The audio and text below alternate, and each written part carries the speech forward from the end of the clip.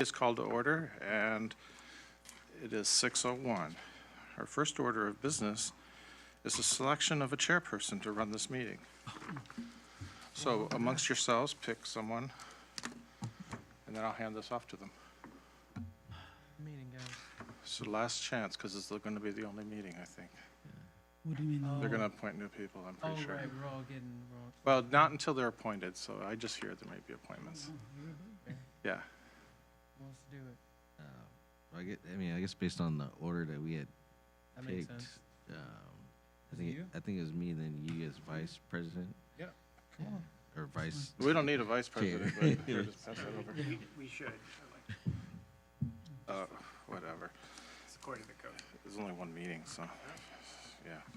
All right, so there's a script in front of you. It's the one with the colorful words on it.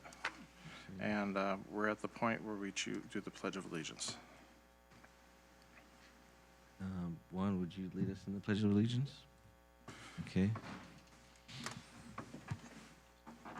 And over your hearts and repeat after me, please. I pledge allegiance to the flag of the United States of America and to the republic for which it stands, one nation, under God, indivisible, with liberty and justice for all.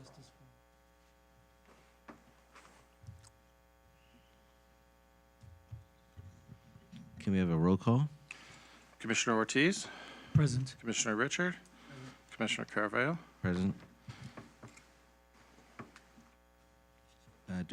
So oral communications. This is the time for the public to address the Planning Commission on items not on the public hearing portion of the agenda.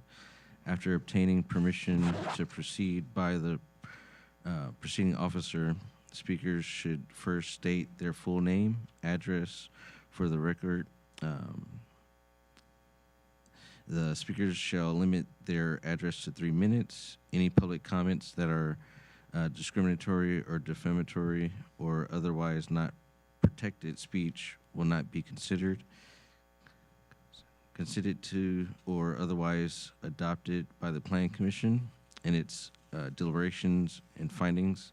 As a courtesy to others, please silence all cell phones and other electronic devices. The Planning Commission strives to treat all participants with civility, and we ask that you do the same. Please keep a reminder that it's 3 minutes. Is anybody willing to speak or had any comments?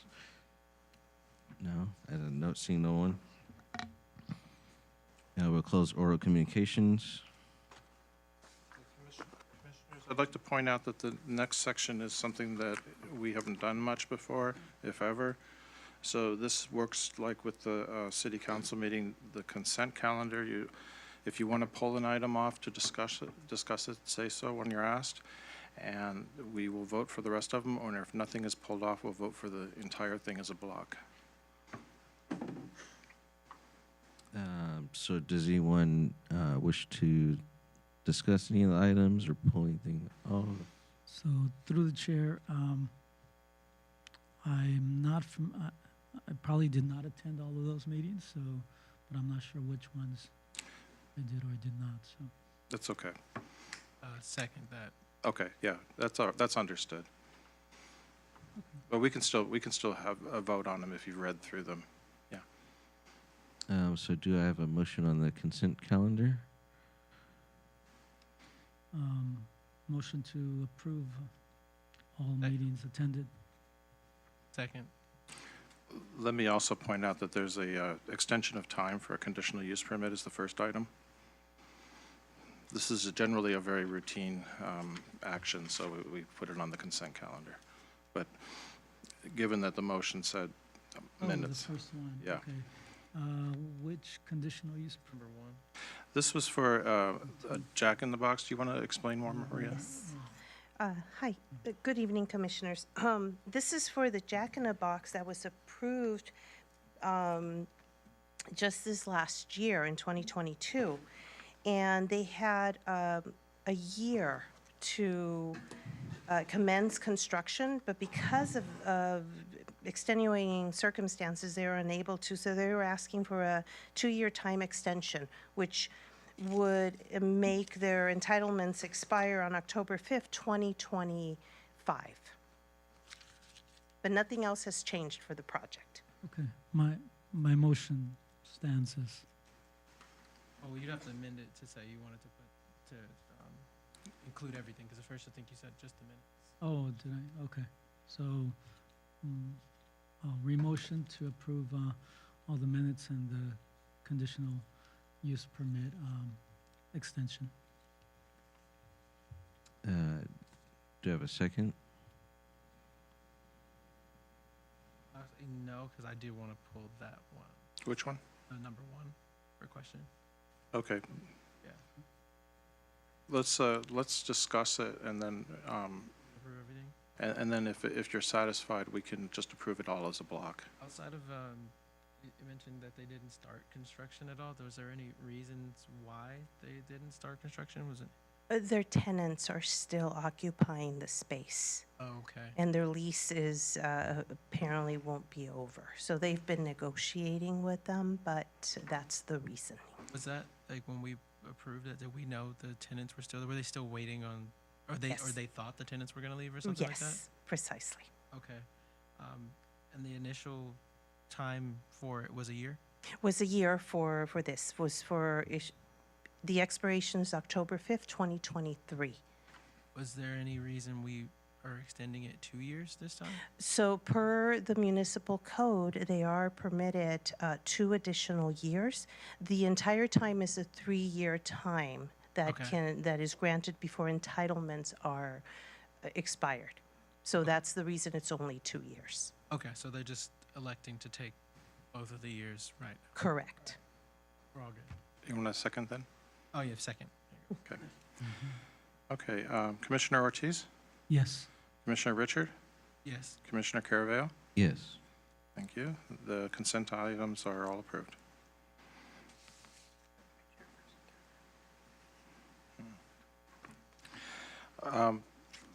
At this point, we have continued public hearing items.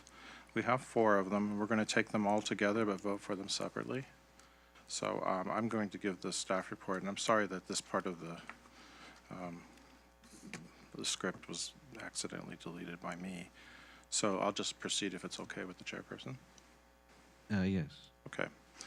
All right, so we're going to be talking about zone text amendments ZA 2023-001, 002, 003, and 004.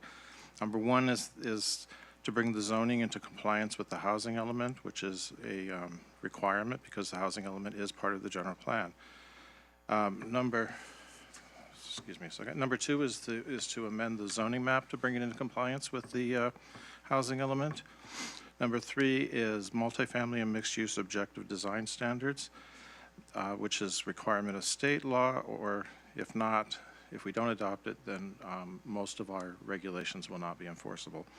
And number 4 is related to 2-unit residential developments and urban lot splits, which are also a recent state law that we have to either go with the state law or do our own version.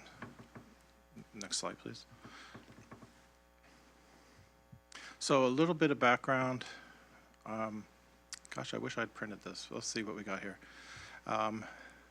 So as everybody knows, California is in a state of a worsening housing crisis. And part of the reason why we're doing these things is to address this, which was a major focus of the housing element. Next slide. Also, we have been issued by the state and SCAG, which is the Southern California Association of Governments, our number for the 8-year period starting in 2021, and that number is how many housing units are expected to be built in the city. We don't have to build them. We do have to make it possible for that number to be achieved. And that number is called RHNA, which is RHNA, it's Regional Housing Needs Allocation.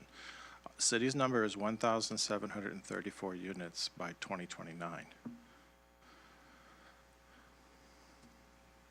Let's see, so what the housing element was adopted in March of last year, and all of the amendments that we're proposing today are to implement the requirements of the housing element or the other recent state laws that I've mentioned already. Okay, next slide. This one is really not really relevant now because we're talking about grant funding. So we were under a tight deadline because the project was funded by a grant, but the state issued an extension last week. So that one's not, I should have pulled this slide. All right, next one. All right, so the housing element implementation ordinance, it's comprised of zoning changes, they're basically cleanups and definitions, new definitions to be consistent with state law. At a high level, these zoning changes reduce constraints and barriers to building a wide variety of housing in the city. And this is implementing program number 19 from the housing element. Next slide. Also updates a wide variety of housing types in order to align with the definitions in the law, specifically employee housing, single room occupancy. That incidentally was a requirement from the previous housing element that we just never got around to. Residential care facilities, supportive and transitional housing, and low barrier navigation centers. All of the cities in California are required to make these changes in their current housing element updates or recently completed ones. Again, implementing Program 19. The ordinance also proposes a new chapter, 1785, which is a housing overlay. The housing overlay will apply to certain specified commercial properties and allow mixed use for housing to be built on them. And this was also a necessary component of our housing element in order to hit the number necessary to get the housing element approved. Residential development is permitted by right in the housing overlay, and we will be subjecting this to objective design standards. Currently, our design standards are typically put before this body, and you use your best judgment to make them better. The state is requiring all the cities to come up with objective design standards, which basically throws it back into my lap, and all I can do is say, yes, it meets the standards, or no, it doesn't, and that's it. I cannot use any discretion or judgment in making that decision. This implements programs number 1 and 19 from the housing element. Okay. An overlay, so for the benefit of the public, is an optional layer of zoning guidance applied to properties in clearly defined geographic areas. So these will be on the zoning map, and everybody will be able to see where they are. The overlay does not replace existing underlying zoning. So if you have a property with an overlay, you can still develop according to the underlying zone, but now you're given an additional option of developing pursuant to the overlay. Yeah, that's what I said in the bottom one. Okay, next one. So the map needs to be updated just to show where the overlays are, and that is implementing program number 1. Next slide. Next one. And click it again. These are where the overlays are, roughly. They're scattered about the city, but what they are either properties that property owners have come to us and said, I want to develop this commercially, residentially, even though I have a commercial or industrial zone. Or they're underutilized lots that are prime for this kind of development. Click again. There are also 2 areas of the city where we'll be changing the zoning.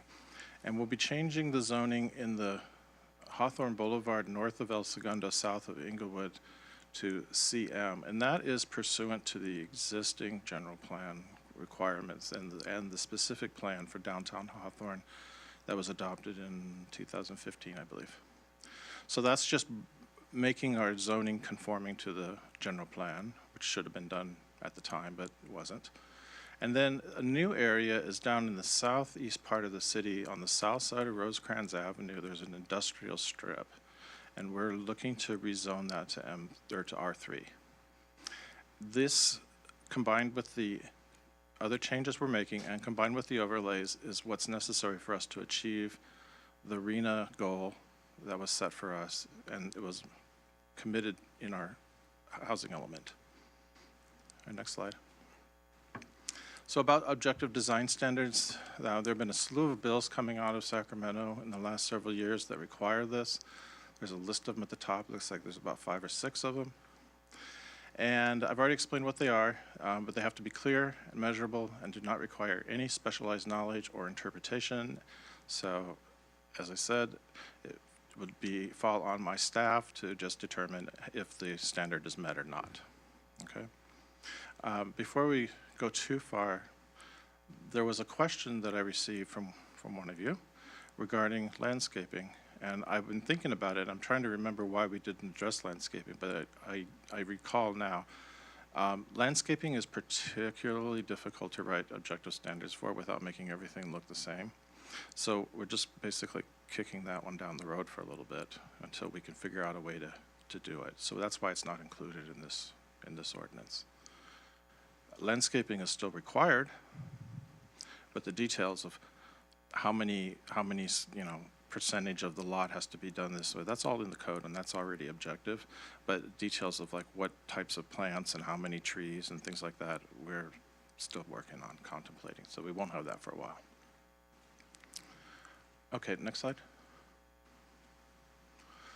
One of the nice features that our consultant prepared for us is a lot of diagrams. Diagrams are very helpful in the zoning code.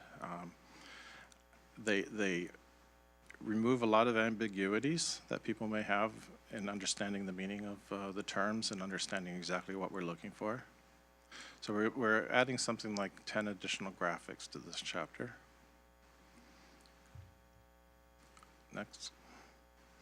SB 9, this is a difficult ordinance for us to endorse, but we have no choice. What it says basically is that every single family lot in the state of California now can be built with 2 primary residences and ADUs as well. Alternatively, if it meets a certain very low minimum, the lot can be split legally in half, roughly. Could be as much as 60-40, but no more than that of a differential. So this ordinance, the 4th one of our group, provides the guidelines and directions that will implement this pursuant to state law. Not much more to say about that. Okay, next. Yeah, so this is stuff I've already explained. Next. This will be done by creating a new chapter in the municipal code. The objective design standards is also a new chapter in the municipal code. Okay, and that's pretty much it. Does anyone have any questions about this? I have questions.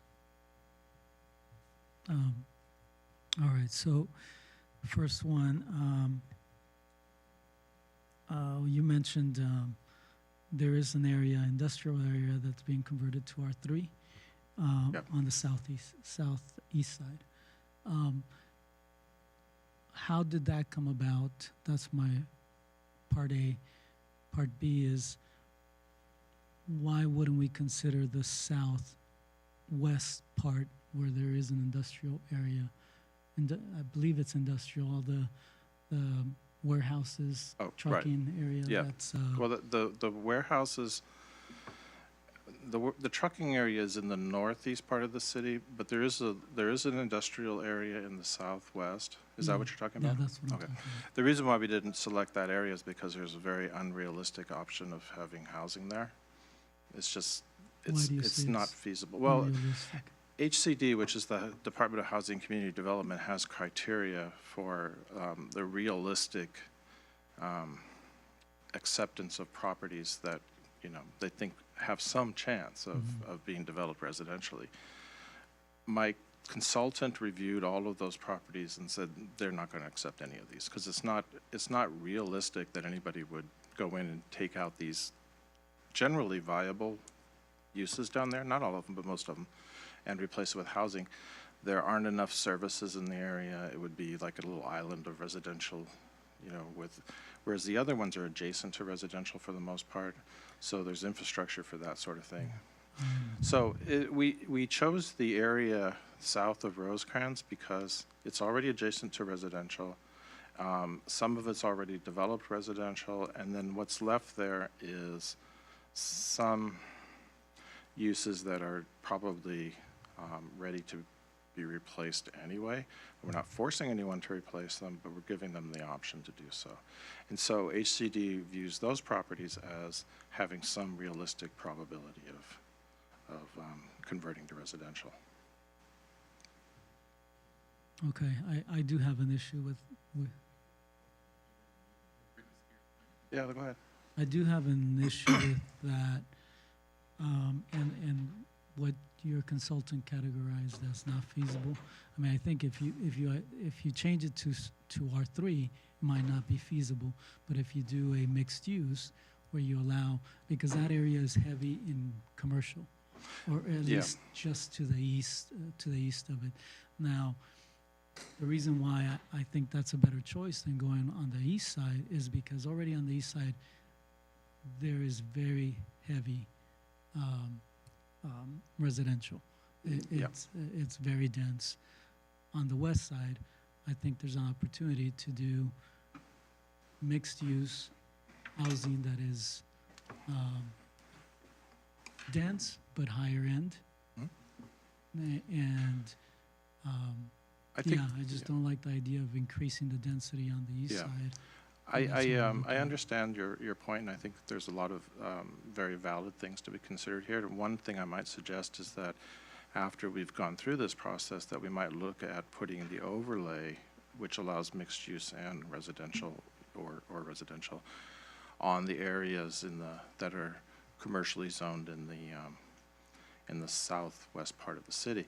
As for the southeast part, all I can say is this is a commitment that we made in our housing element, which is now adopted, and it's kind of a little bit late to derail that.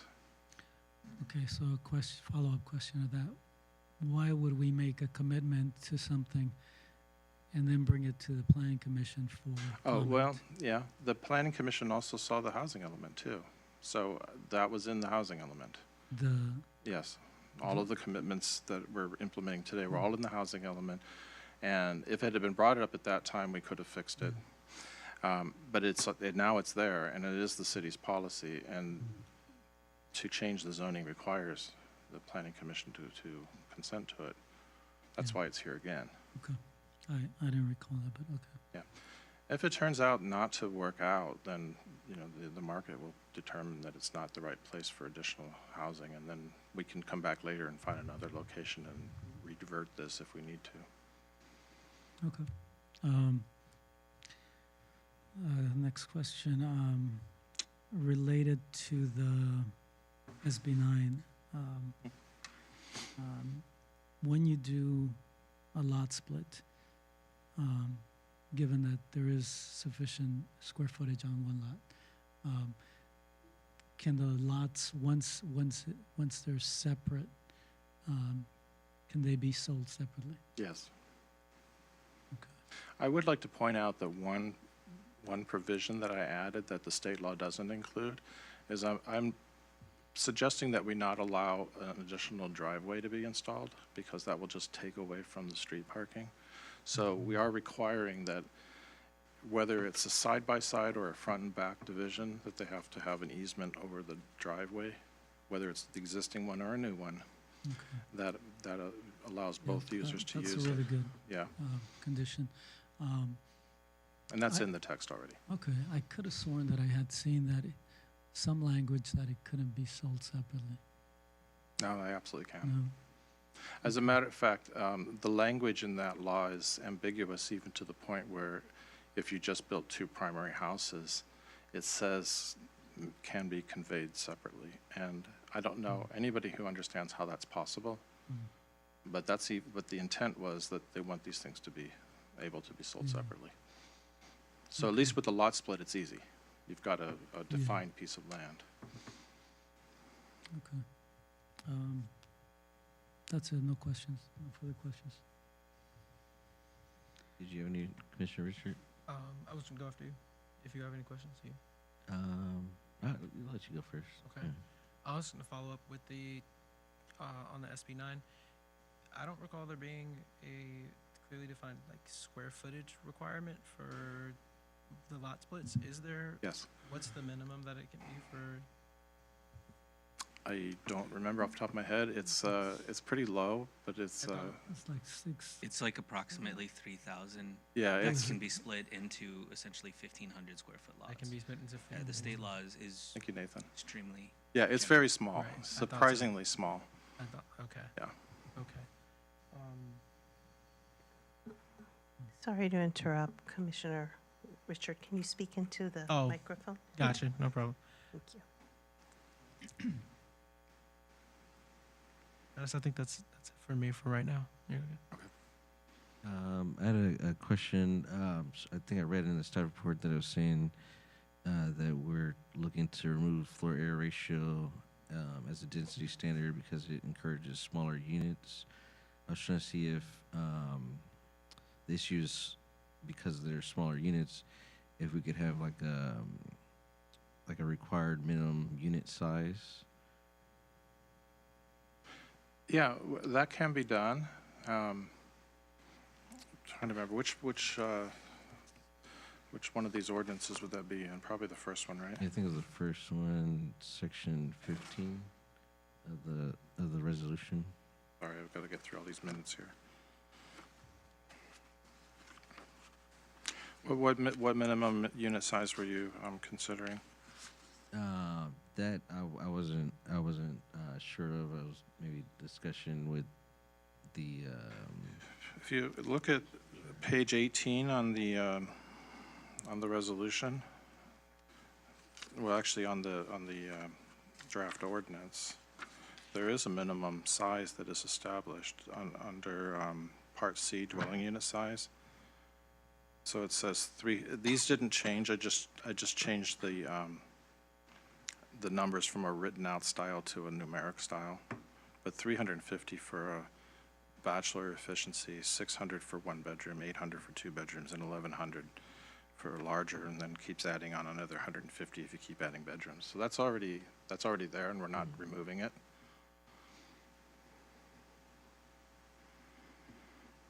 and you said 350 for For the smallest the bachelor efficiency units, and how much was the 1 bedroom? 650. Nearly double, but 350 sounds very small, but I've actually been in a bachelor unit that was 350, and it's adequate for 1 person. I wouldn't try to put 2 in there, but 1's fine. Unless you were really, really close. And yeah, so that's all of my questions. Let's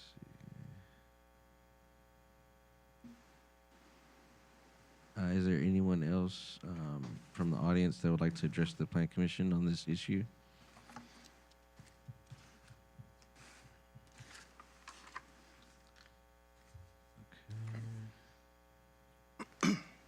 Mr. McLean, are there any documents to place into the administrative record? Yes, I did email to all of you a letter from Ms. Sherry Rapp. That was a letter in support of these. That's the only written communication I have.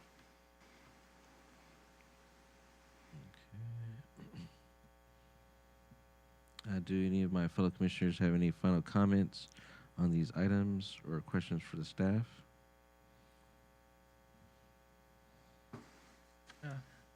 Brief comment, just or question. For this process, since we are adopting this to the housing element, is there a process that a homeowner would have to go through to initiate a lot split? Like, do they have to check in with the city, or like Yes. how would that work for them? They do. Okay. It's an easy process because it's all spelled out, in state law, and it's done administratively. It's not, discretionary before this body or any other. But yeah, there is a process because there has to be a map drawn and recorded with the county. So we have to check it to make sure it's accurate. But in general, that's Yeah. just It's the same as more of any a other stamp thing, like lot we split, yeah. like NNC. Yeah. comment-wise, I think I've told everyone my feelings about us doing the lot splits and how that just doesn't seems like it exacerbates a problem, to be completely honest. But that's all. I think outside of Sacramento, most people agree with you. Yeah. Well, just to further comment on that, it was mentioned that it's around 3,000 something for a lot split minimum size, but realistically that would be very difficult to accomplish, based on setbacks and driveways, things like that. I mean, I you're agree. looking at least, I think, about 6,000 square feet at minimum to do a realistic lot split. So if, that helps. anybody. To build on that, the average size lot in the city is about 5,000 square feet, and there are several that are larger, not a whole lot that are smaller, except for north of Imperial Highway. It would be physically difficult to do a lot split on any of those. It would be because some of them are so narrow they don't even have a driveway. Right. So the realistic chance that anything's going to happen on those properties or any of the properties that are 5,000 or less is probably pretty small in terms of lot splits, but it's still more likely that they will come in and just do 2 primary residences. Now, Right. they can already do an ADU, so it's not a whole lot different except that it can be bigger. And they can, if they have enough room physically, do 2 primary units and 2 ADUs, but again, you need a pretty big sized lot to make all of that happen. So as much as, as much of a horror story as this sounds like, the reality is it's not going to be that commonly implemented in the city just due to the size of our lots. Makes sense. And the lots that would qualify, they already have an existing property or a Many of them home, do. so either the property or the home would have to be demolished and, complete new design. So Yeah. it's possible, but I don't think it's going to be like you said, a huge. Perhaps in, several decades from now, when these houses have gone beyond their life cycle and they're torn down and replaced, then we'll see 2 homes coming up on these. That is encouraging. Yeah. I had another question about the minimum unit size for like those efficiency units that are 350 square feet. Do we have like something currently that like limits the amount that they could have for those type of units? You mean the mix of units? Like, Yeah. no, we don't have that.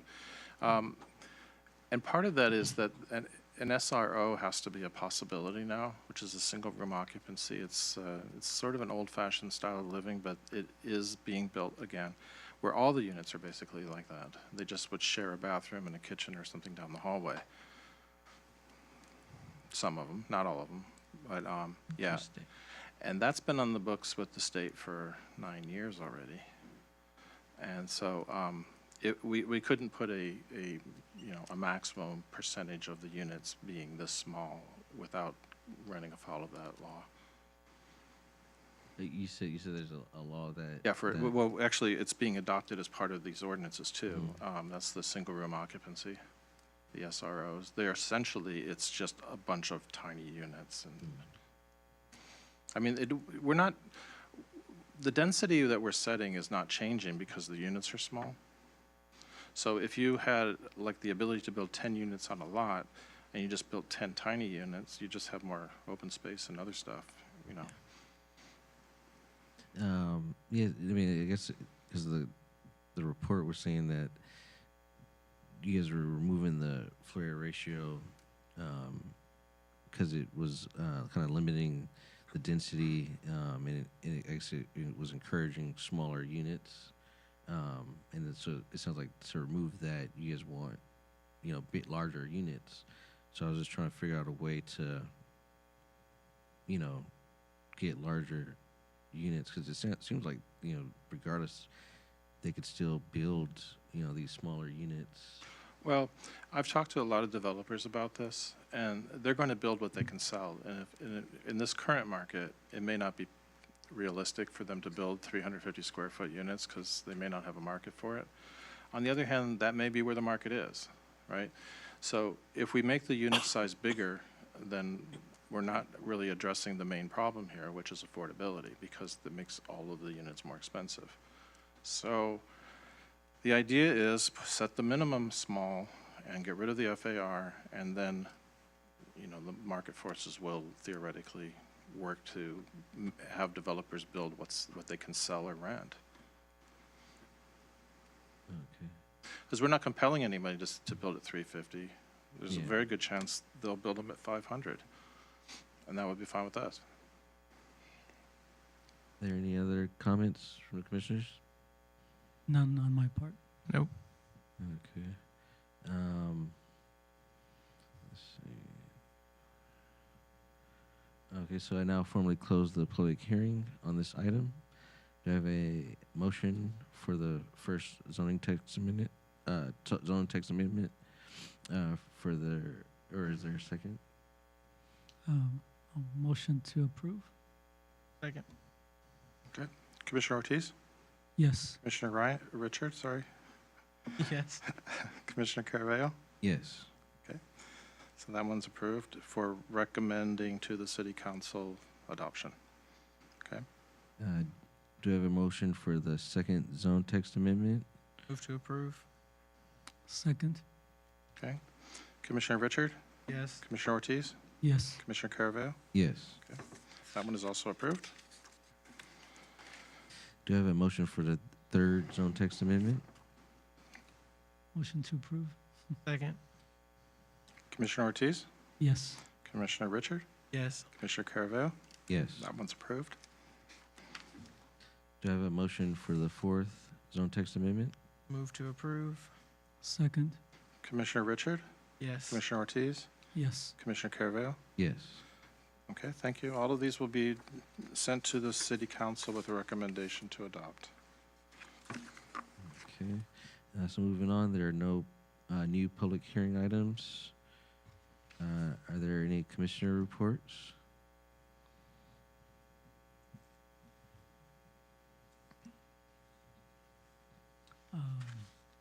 So I guess it's not official yet. Well, regardless, if this is the last meeting, I'm here. It's been a pleasure to work with you, my fellow commissioners, and everybody here, staff. I really appreciate all the work you guys have done through the years I've been here. I appreciate the willingness for you guys to do your best to present material, you know, that makes it easy for us to make decisions. So, thank you guys. Thank you, Commissioner. Do you have anything? Yeah, I guess I'll follow that. Well, like Commissioner Ortiz said, if this is it, then it's been a great ride with you guys. I think everyone will be hard pressed to find a team that worked together as well as this one did to actually be a part of a fully functional and like useful commission throughout all the changes that we've had in the city. I think everyone has done a great job in being able to continue to be here. And just as we're saying this, we're talking to you guys, we're talking to the public as well. It's not easy to sit here and give up this time to be here to do this work. But I think everyone up here has proved that they do this because they love the city. They're here to actually like make a positive change and impact here. And I appreciate every last one of you for being here to do that. And you know, if this is the last time we're here, I'm sure this will not be the last time you'll see any of these folks here serving in some capacity to continue to make sure we're moving the city forward. And just at the end of that, I would say thank you guys for being here and doing this with us. Thank you, Commissioner Richard and Commissioner Ortiz. If this is our last meeting, I appreciate you guys serving with me on this commission. It was definitely an honor for me, as an intern here years ago, and then, moving on to a planned career, my own, and coming back to service my own community was definitely, heartfelt. We, definitely here for the community and, look here to make decisions, for our families and for our friends that live here with us. Everybody, to the staff, to the Plan Commission, you guys are all appreciated. Side note, my youngest son is 4 months now. And then the oldest one, he's 2 and 4 months now. And I think that's it. Congratulations. Thank you. Man, he's been here through 2 kids, man. Let's Yeah. Manager reports. The only thing I wanted to say was to thank each of you. It's been a real pleasure to work with each of you, and you've kept me on my toes for the most part. And I got to say, this has been one of the best planning commissions I worked for, and I've worked with a lot of them. So thank you again, and I look forward to working with you guys again in some capacity. Thank you. Sure. One last bit of comment, advice for the future planning commission. I would highly encourage that they start really discussing the issues, like, we did, when, even if it's a controversial issue that came before us, when it came to discussions, I put out my ideas, all the other commissioners put out their ideas. They weren't always the same, but it got it out there, and there was a healthy discussion. I would encourage the future commission to continue doing that. So, thank you all. Well said. Yeah, man. Okay. With that said, this meeting is adjourned at 6:43. To the next regular meeting of September 20th, 2023.